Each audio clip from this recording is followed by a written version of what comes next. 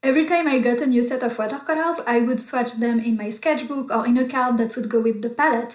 But the problem with that is that I was swatching over and over again. I never did it exactly the same way, so I wouldn't write the same informations. As I reorganized my palettes, I would lose track of which color was which. If it's your first time here, my name is Julie. I am an art student, artist, teacher, and today I am going to share with you how I made these beautiful watercolor swatch cards. If you've never heard about watercolor swatch cards, maybe you're wondering why you would want to do this at all. For me, the most important point was to have a way to reference all of the paints that I own and be able to see them all at a glance and compare, for example, the different yellows that I have from different brands so that I can see all of the colors that I have at my disposal for a project. I can compare the paint's opacity, the way it granulates, the way it creates a gradient with water, and also to keep track of important information about my paints, such as light fastness. This is the paint's resistance to light, how fast it is going to fade if exposed to direct sunlight, for example, and the exact pigments that are used in each of my paints. To save myself some time, I created a template that has spaces for all of the informations that I want. So that's brand, color name and ID from the brand, one space for a simple swatch, one space for a swatch that is a gradient and that allows me to see opacity over a black line, light fastness and opacity ratings from the brand, and finally the pigment codes. So in this video you can copy what I did, adapt it to your needs, or you can get my template on my website. I created a few different versions of it, so there is one that you can print and trace the way I am going to show you in this video, and there is also a version that you can print directly onto watercolor paper to save some time. Both versions are available in A4 as well as US letter format. When this video goes live, there will be a 50% discount on the template for the first week, so if you want to check it out, the link is in the description below.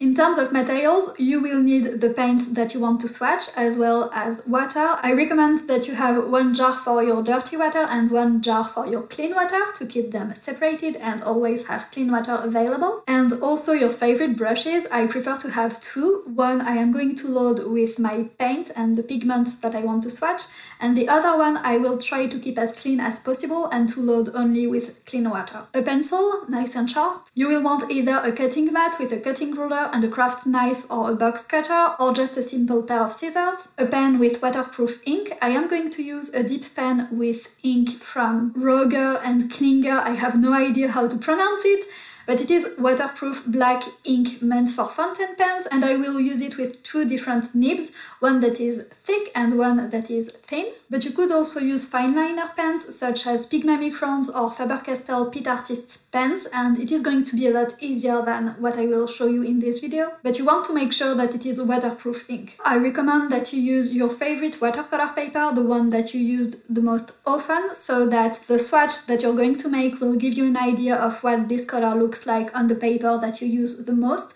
Don't just use cheap paper for this, or paper that you don't really like just to get rid of it, because you want the swatch to be as representative of the color as you're going to use it as possible. If you're using my template and you choose the tracing option, like I am going to do in this video, you will also need some artist's tape to tape together the template and your watercolor paper, as well as a light box or a window if you don't have a light box. And finally, you will want some plastic sleeves to store your swatch cards in a way that is easy to reorganize. I created my template specifically for the plastic sleeves that I got, so I will link these exact plastic sleeves in the description below as well if you're interested. First step is to print out the template.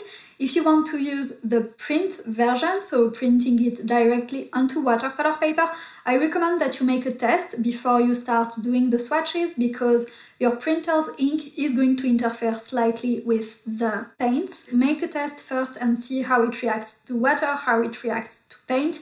For me, this is the reason why I decided to go with the tracing option, although it is slightly more work, but I am sure there is no interference whatsoever. So for the tracing version, you just print out the tracing template onto standard printer paper.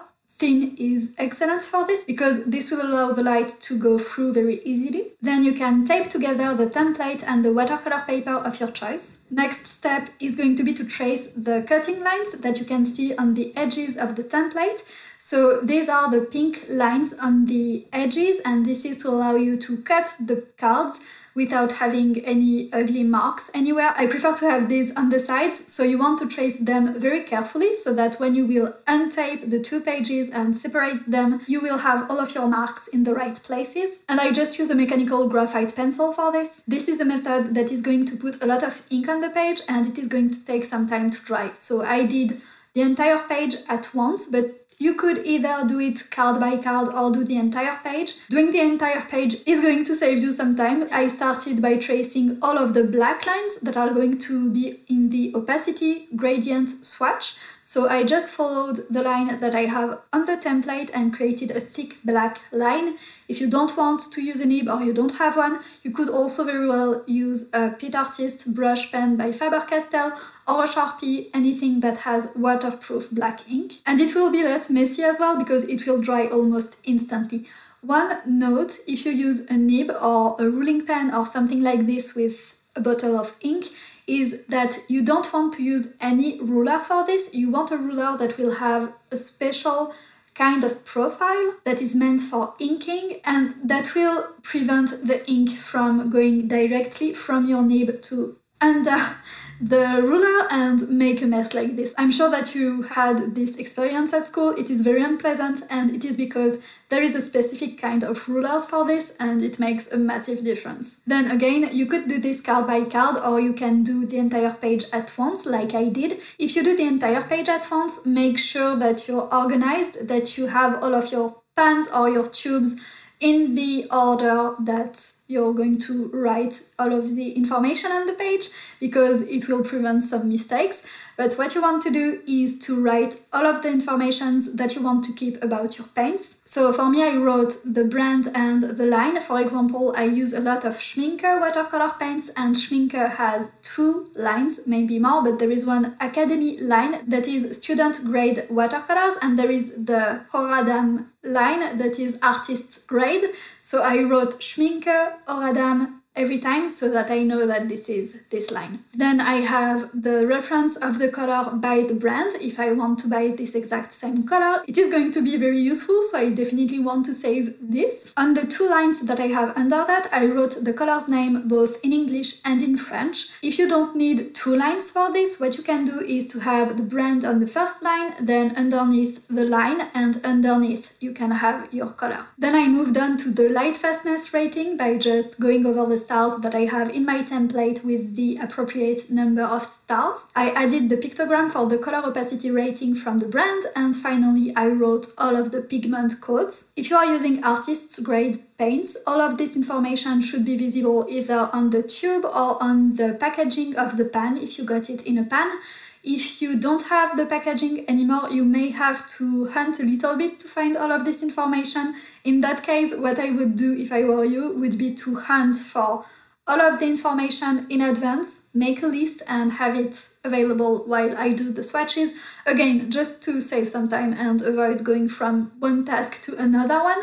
But you should be able to find this either on the paint manufacturer's website or on an art store's website. Then all of the writing is done, you don't need ink anymore if you've done the entire page and you can move on to painting your swatches. For this, I painted the first swatch very carefully within the outlines of the frame that I have on my template that I was able to see by transparency on my lightbox. You don't have to make a swatch that is this precise. Some people like a more organic looking thing. For me, I really tried to follow the outlines. Either case, you want to make sure that you have enough paint on your brush to create a wash in one go. You don't want to have to load your brush again and run the risk of having some of the paint drying and leaving a mark. You really want to have a clean wash for this. It is not a big swatch, so it shouldn't be too difficult, but yeah, just don't have a dry brush, make sure it is nicely loaded with paint. And for the second swatch, this is a gradient. I found that the most easy way to do it was to work at a slight angle. This is not what I'm doing in the video because I was recording, but working at a slight angle like this so that gravity would have the water flowing down and the lowest part of my swatch and my wash would be active. So first, making a line of the color with my brush that is loaded with a generous amount of paint so that the paint gathers at the end of the line that I have. With a second brush that is only loaded with clean water, add water to the bottom part of the swatch and gently go with the brush all the way to the paint that you have at the top and touch it. The paint is going to flow and it is going to create a gradient.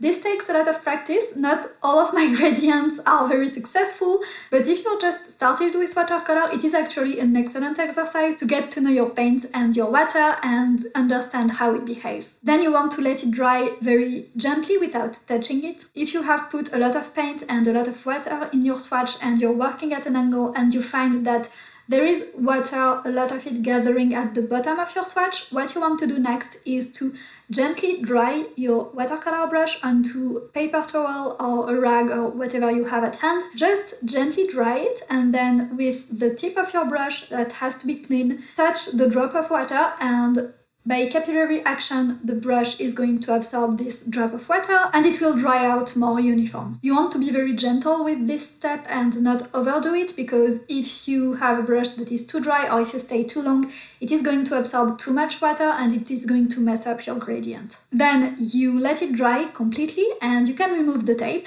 And at this point, there is an optional step that I recommend that you take. If you want to have a digital version of your swatch cards, it is the best moment to scan your entire page, because after you cut it, it's just going to be super annoying. So for me, I am not sure yet how I want to organize it digitally, but I just scanned it at this stage just to have the file and not have to think about it anymore. Then on your cutting mat, you can cut your watercolor swatch cards by following the cutting marks that you traced first on the sides, or if you are using the printed version, you will just have the cutting marks in there already. And when you do this, you don't want to go with your blade from one edge of the paper to the other edge. You want to go just from one cutting mark, and you can go over the cutting mark, to the other, so that all of the swatch cards are going to stay attached to one another while you cut until you make the final cut. And this is just a more efficient way to do it. I turned all of the cards over and I wrote the date behind the card. It is optional, but I prefer to do it and to have the date in there than in a few months not remembering when I did it and wanting this information, so I added the date to all of my cards. Then I just put them inside my plastic sleeves and sorted them by colors. And finally, I put all of these in a nice looking binder that is easily accessible in my art studio so that I can easily grab it and take a look whenever I have to. Thank you for watching, stay creative, and I will see you in the next one.